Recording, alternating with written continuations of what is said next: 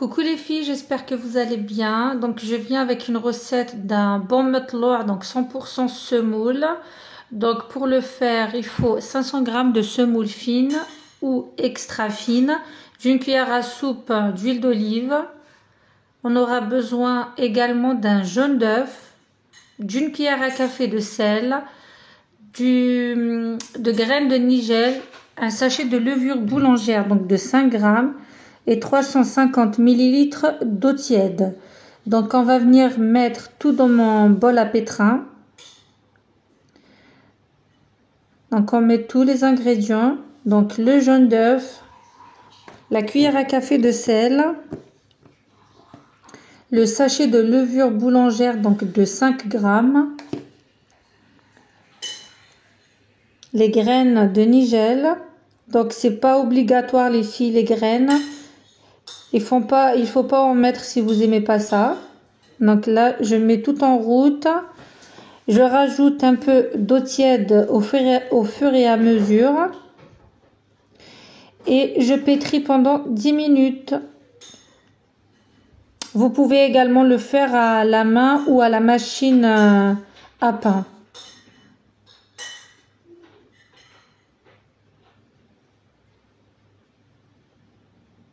Donc les filles, là la pâte elle est collante. On va continuer à la pétrir encore un petit peu.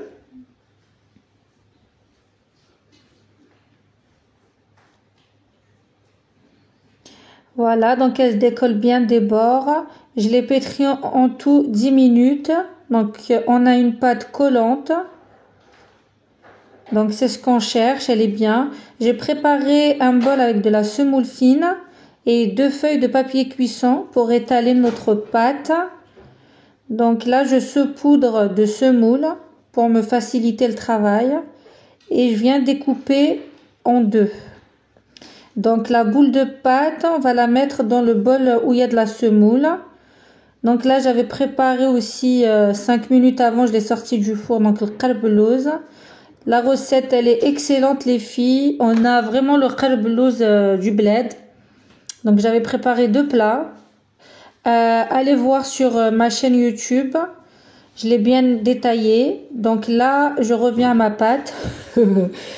Donc là je l'ai mis dans le bol où il y a de la semoule. J'ai saupoudré de partout. Puis je dépose sur ma feuille de papier cuisson. Voilà. Et je saupoudre encore pour que ça colle pas quand je l'étale. Et je fais la même chose avec la deuxième boule de pâte. Je saupoudre et je la pose dans le bol où il y a de la semoule.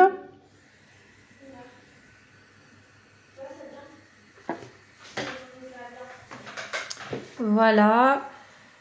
Franchement, c'est facile à faire les filles. Donc je vous invite vraiment à la tester cette recette. Donc là, je saupoudre aussi la deuxième boule de pâte et j'étale et je forme mes pains.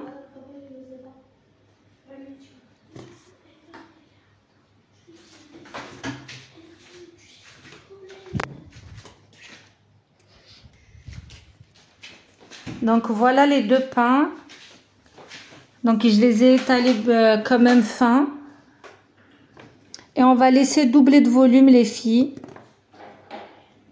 Puis on va venir le faire cuire. Donc j'ai couvert d'un torchon propre. Donc voilà le pain, il a bien doublé. Il a bien doublé de volume les filles.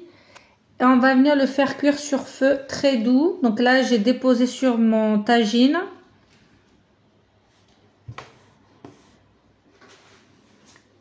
Donc je pique avec la pointe d'un couteau et je tourne mon pain à l'aide du papier cuisson. De temps en temps je tourne pour que la cuisson elle se fasse de partout pareil. Et une fois qu'on sent que le papier cuisson se décolle, ben on retire le papier et on va venir tourner le pain pour faire cuire l'autre face. Donc là, je commence à décoller le papier cuisson.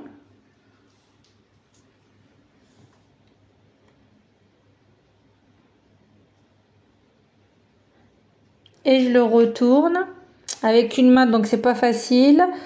Donc là, je fais cuire l'autre face et les rebords. Donc le contour du pain, je le fais cuire également.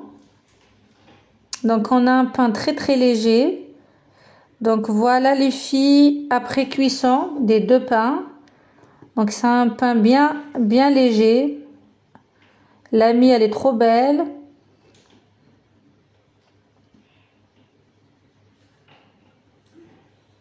Donc j'espère que la recette va vous plaire les filles.